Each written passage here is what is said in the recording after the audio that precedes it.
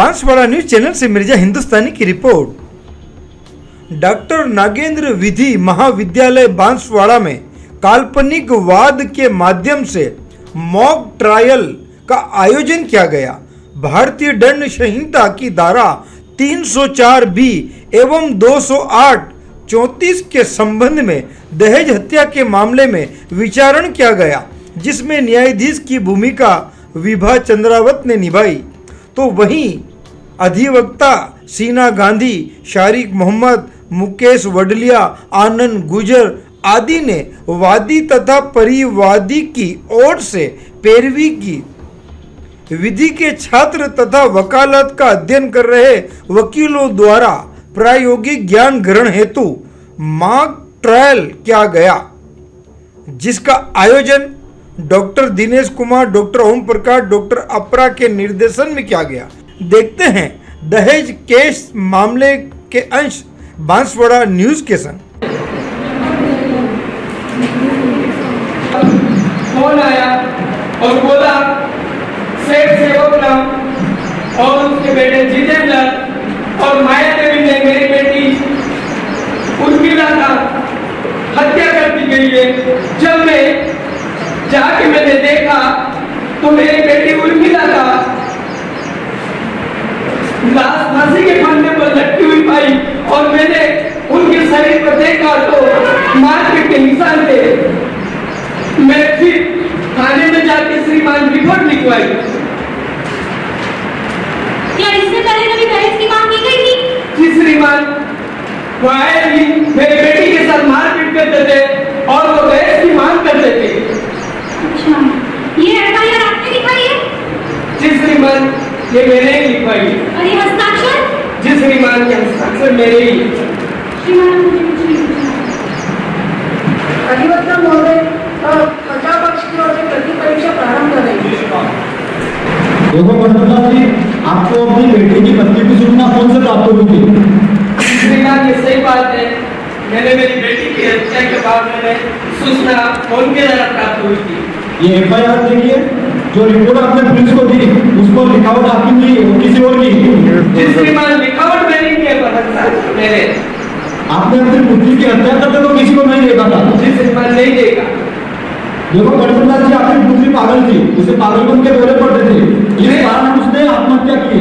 नहीं श्रीमान, मेरी बेटी विवाह के पूर्व कोई पागल नहीं थी और ये लोग दहेज की मांग करते थे और बार-बार मारपीट करते थे, इसलिए मेरी बेटी की मां से देखो पंडित जी, आप न्यायालय में झूठे बयान दे रहे हो।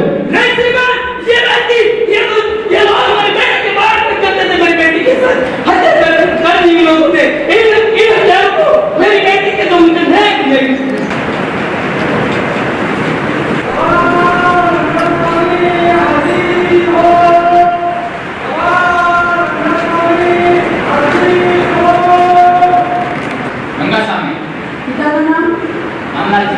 आप क्या काम करते हैं? पंडित को साथ शादियां करवाता हूँ। शपथ दिलाइए। मैं शपथ लेता हूँ धोबी कहूँगा सत्य की सुनवाई उसमें होगा। पीटी साहब मुख्य परीक्षा प्रारंभ करेंगे। जी श्रीमान। पंडित जी, कब की बात है ये? साहब, 5 वर्ष पूर्व मैं पंडित था और मैंने शादी करवाई थी। और क्या हुआ था उस दिन? और कुछ नहीं हुआ साहब, शादी की दिक्कत और शांतिपूर्ण संबंध थी। क्या आपने पुलिस को बयान दिए? नहीं साहब। श्रीमान से निवेदन है कि गवाह को पक्षद्रोही घोषित किया जाए। पीटी साहब, निवेदन पर गवाह को पक्षद्रोही घोषित किया जाता है। देखो रामास्वामी, आपने दिनांक 12/10/2018 को पुलिस थाना बांसवाड़ा में बयान दिए कि आपने उर्मिला और जितेंद्र की शादी कराई है और जितेंद्र के पिता सेठ सेवक राम ने दहेज की मांग की है। जी नहीं। देखो रामास्वामी जी, अभियुक्त को बचाने के लिए उनसे विधिवत झूठे बयान दीजिए। जी नहीं। श्रीमान, मुझे कुछ नहीं पूछना। बचाव पक्ष की ओर से कुछ पूछना है? दोबारा डॉक्टर एक्सपी भटनागर को आवाज लगाई जाए।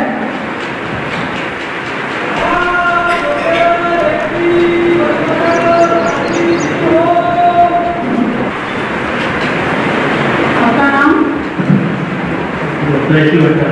पिता का नाम? क्या करते हैं?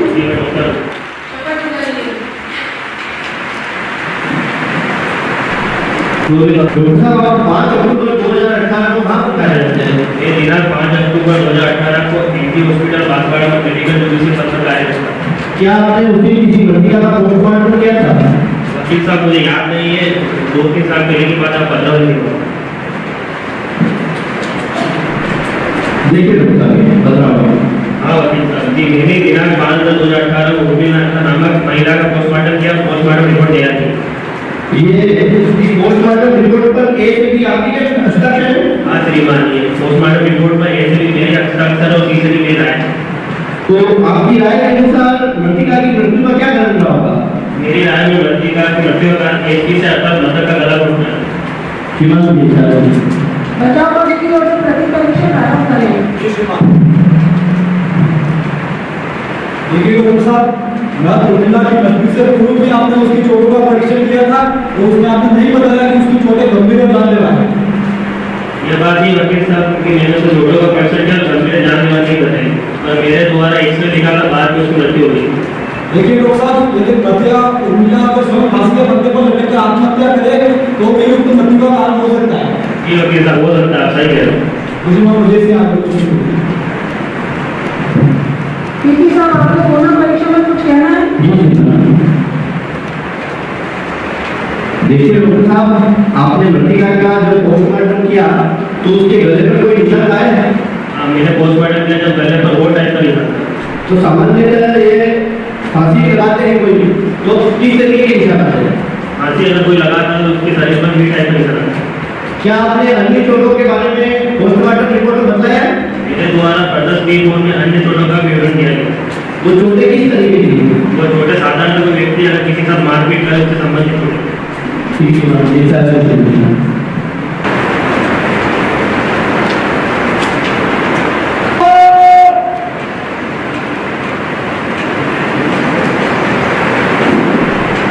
आपका नाम? सुभादेवी। पिता का नाम? निर्मला जी। क्या काम करते हैं? नौकरी में काम करो साहब। शपथ लो। झूठ नहीं बोलो साहब। शपथ लो, बोलो कि शपथ लेती हूँ जो कहूँगी सच कहूँगी। शपथ लूँ, जो भी बोलो सच बोलो, झूठ नहीं बोलो साहब। पीपी साहब, मुझे परीक्षा प्रारंभ करेंगे। जी श्रीमान। क्या काम करती थी तुम उनके घर पे? नौकरी में काम करती थी साहब। कब की बात है ये? 4-5 साल पहले की बात है। क्या हुआ 4-5 साल पहले? वो सेठ सेवकराम में हुआ, नौकरी में काम करती थी। सेठ सेवकराम, जितेंद्र जी, माया जी और लोग की खूब लड़ाई करता था साहब। लड़ाई क्यों करते थे? हाँ, लोग कहता था कि हमारे पीएससी की काम था। किसको कहते थे? उर्मिला कहता था साहब। फिर क्या हुआ? एक गाना की बात है, वो अनंतिया हलवे में खावत बनाई गई थी। फिर रोहानी कांगड़ में आवाज आई। वे आवाज उर्मिला ने इसकी कही भी थी कि नहीं मारो, नहीं मारो, आना उर्मिला ने मारी नहीं साहब।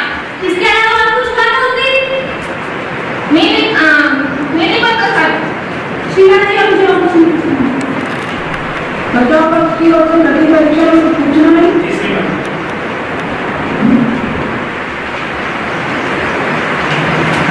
देखो सुभद्री, आपने केवल रोने चिल्लाने की आवाज सुनी, लेकिन किसी को मारपीट करते हुए नहीं देखा।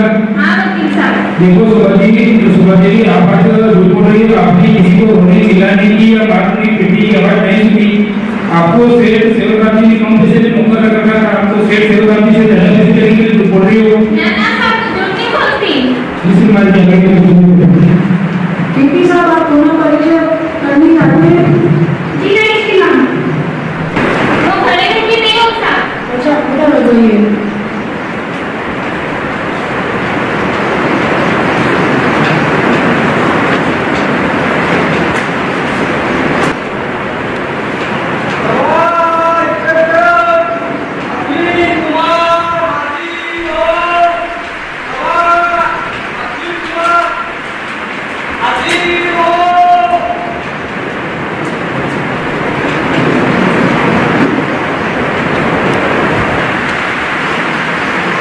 आपका नाम?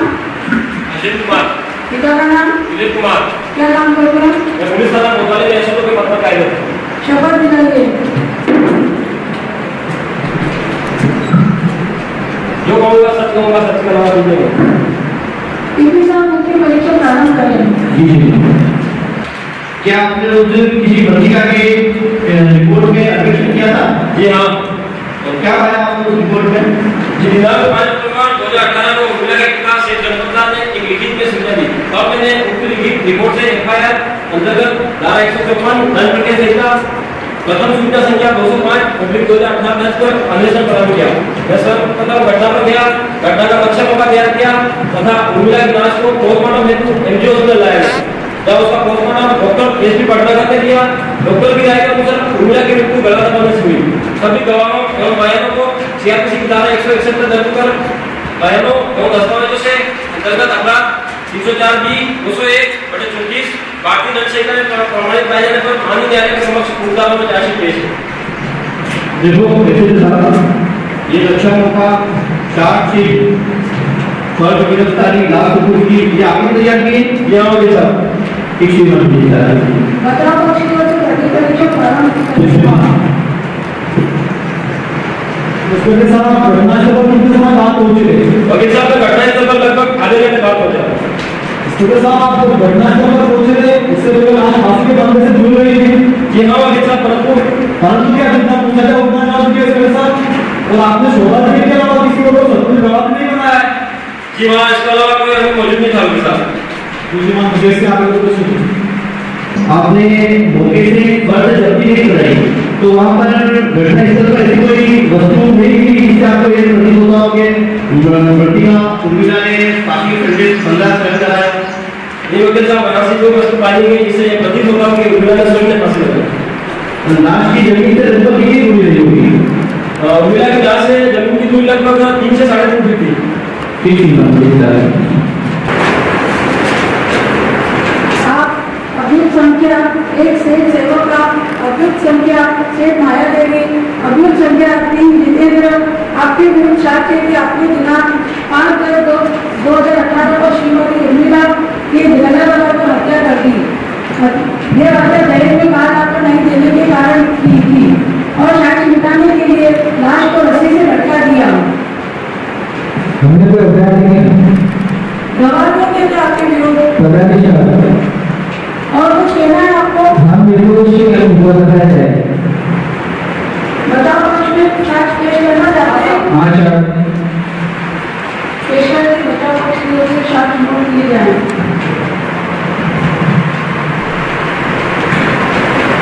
गवाह डॉक्टर आर.एन. शर्मा को बुलाया जाए।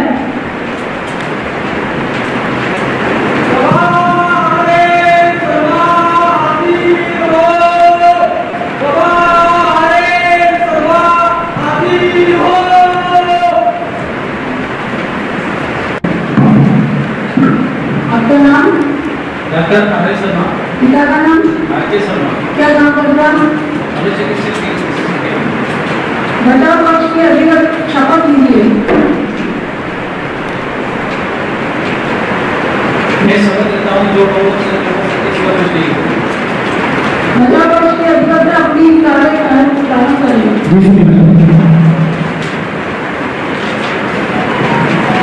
हाँ डॉक्टर साहब, उर्मिला का इलाज आपने किया था? हाँ मैंने उर्मिला का इलाज किया था। उसकी मानसिक स्थिति खराब किसी की मानसिक स्थिति थी? उसकी मानसिक स्थिति इतनी खराब थी कि उसको पागलपन के दौरे पड़ते थे। वह स्वयं ही आत्महत्या करने की कोशिश करता। जिस दिन मैंने उससे अभी कुछ पीटी साहब प्रति परीक्षा प्रारंभ करें। जी श्रीमान। डॉक्टर साहब, आपके इलाज में सुधार नहीं हो रहा था? सुधार तो हो रहा था लेकिन समय पर दवाई नहीं दे रही थी। तो दवाई ना लेने का क्या कारण होगा? दवाई ना लेने का कारण यह था कि सुधार वाले उसने समय पर चिकित्सा हॉस्पिटल नहीं आ रहे। आप कब से उनका इलाज कर रहे थे? उर्मिला की मृत्यु के 3 वर्ष पहले से उसका इलाज कर रहा था। श्रीमान आप मुझे पूछिए। अभियोजन की ओर से अंतिम बात पक्ष रखें। श्रीमान सत्रह के बहुत समय गई तो गवाह की को उर्मिला का मतलब ये डॉक्टर बयान में स्वीकार कर रहा है कि पूर्व में भी मृतिका से दहेज की मांग की गई। प्रस्ताव में तो बहुत समय के PW4 डॉक्टर भटनागर ने भी अपनी पोस्टमार्टम रिपोर्ट में पुष्टि की है कि मृतिका के गले से कोन टाइप का निशान पाया गया है एवं उसकी मौत जो है उसका गला दबाना शुरू हुआ है। प्रताप रिपोर्ट बहुत होना है कि तो एक चश्मदी दवा शोभा देवी इंटरव्यू तो स्वयं के लिए कि उसने महाराष्ट्र चिंताजी की आवाज सुनी है, उन्होंने स्वयं की आवाज थी वो बता रही है कि मुझे मत मारो मुझे मत मारो। और जवाब भी ऐसे जो जांच अधिकारी वो स्वयं भी बोल रहे हैं कि मौके से ऐसी कोई फर्द जब्ती नहीं हुई जिससे ऐसा प्रतीत हो कि उर्मिला स्वयं फांसी के फंदे पर लटकी हो। तो इन लोगों ने षड्यंत्र पूर्वक उर्मिला की हत्या कर उसे लाश के उस लाश को फांसी के फंदे पर लटका दिया। यदि उर्मिला स्वयं फांसी पर लटकती तो वहां पर कोई स्टूल टेबल ऐसी कोई वस्तु जब्ती में आती फर्द जब्ती में, परंतु जब मौके पर ऐसे के साथ गए उन्होंने कोई जब्ती बताई नहीं है। 15 से लेकर P15 तक और गवाह PW1 से लेकर PW6 तक इस बात की तारीफ करते हैं कि इन अभियुक्त दोनों ने षड्यंत्र पूर्वक मतलब उर्मिला की गला दबाकर हत्या कर दी एवं ये लोग दहेज की लालची है एवं आज की दिनांक में ये दहेज प्रथा को लेकर इतना बड़ा हो चुका है जिसकी मैं लिखी आपको पेश करना चाहूंगा।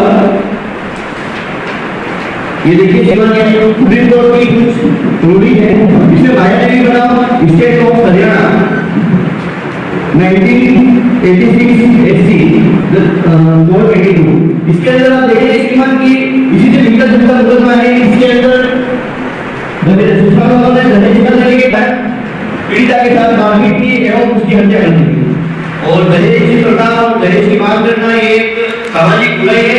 अगर शिवाजी से निवेदन है कि उक्त अभियुक्तों को कठोर से कठोर कारावास किया जाए जिससे कि आने वाले समय में अगली सुधार पक्षवाद को इस प्रकार की दहेज हत्या के मामले सामने नहीं आए। धन्यवाद। बचाव पक्ष की ओर से अंतिम बहस सुनाई जाए। मेरे मुद्दे को क्या मतलब क्या उर्मिला स्वयं मानसिक रूप से ग्रसित थी, मतलब उर्मिला के आक्रमण के दौरे पर रहती है। यह बात अंतिम परीक्षा में पेश किए गवाह PW1 डॉक्टर आलोक शर्मा के साथ से स्पष्ट पेश हुआ। इस कारण अगर मुंबई के घर में झगड़े और कितना घटा इसके पागलपन के कारण हम 5 अक्टूबर 2018 को फांसी पर लटककर उसने आत्महत्या कर ली। मैं उर्मिला के पिता स्वयं नौकरी करती है बांची थी। कई बार जब मेरे वकील के घर से पैसे उतारने जा रही थी गवाह PW1 अपनी भर्ती परीक्षा में इस बात को दहेज में क्या सामान दिया क्या नहीं मुझे नहीं पता होता है। संक्षिप्त करके इस प्रकार की पत्रावली अधीनस्थ न्यायालय न्यायिक मजिस्ट्रेट प्रथम और बांसवाड़ा के अंतर्गत धारा 209 दंड प्रक्रिया संहिता के प्रावधान सुपुर्द की गई। बहस चार्ज सुनी गई। दौरान बहस अधिवक्ता अभियुक्तगण का अनुमोदित करने का निवेदन किया। बाकी लोक अभियोजक ने अभियुक्तगण पर आरोप करने का निवेदन किया। अभियुक्तगण पर धारा 304 की 201/34 भारतीय दंड संहिता के आरोप तय किए। दौरान अभियुक्तगण आरोप लगाया गया कि सेठ सेवकराम माया देवी जितेंद्र तीनों अभियुक्त सामान्य आशय के अल्पसमय से दंपतलाल की पुत्री श्रीमती उर्मिला दहेज में कार में लाने के कारण हत्या कर दी एवं साक्ष्य ने लाश पर रस्सी से लटका दिया। अभियुक्तगण से पूछा गया कि जो स्वीकार करते हैं अभियुक्तगण ने इनकार करते हुए अनुशिक्षा चाही। ये अंतिम निर्णय प्रथम बिंदु को साबित करने का बाद अभियोजन पक्ष पर था तथा द्वितीय बिंदु को साबित करने का बाद बचाव पक्ष पर था। बहस उभय पक्षकारों सुनाई गई। पत्रावली का अवलोकन किया, मनन किया तथा उपयुक्त विचार के बिंदु पर हमारा निर्णय इस प्रकार है कि प्रथम बिंदु श्रीमती उर्मिला की अभियुक्तगण द्वारा मृत्यु गला दबाने के कारण थी। इससे साबित करने के लिए अभियोजन पक्ष ने एक से 6 तक गवाह प्रस्तुत किए।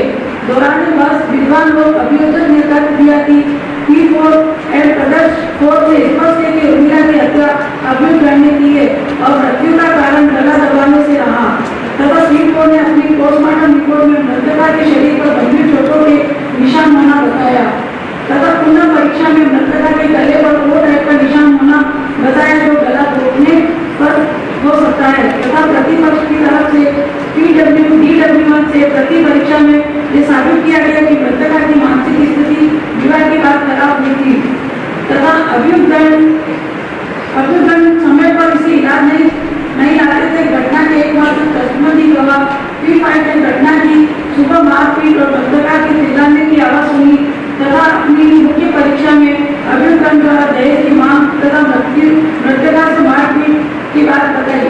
अतः दबाव तथा पत्रावली के अवलोकन से स्पष्ट है कि मृतका श्रीमती उर्मिला की हत्या अभियुक्त ने की है। भारतीय साक्ष्य अधिनियम की धारा 113 बी में दहेज मृत्यु अवधारणा साबित होती है।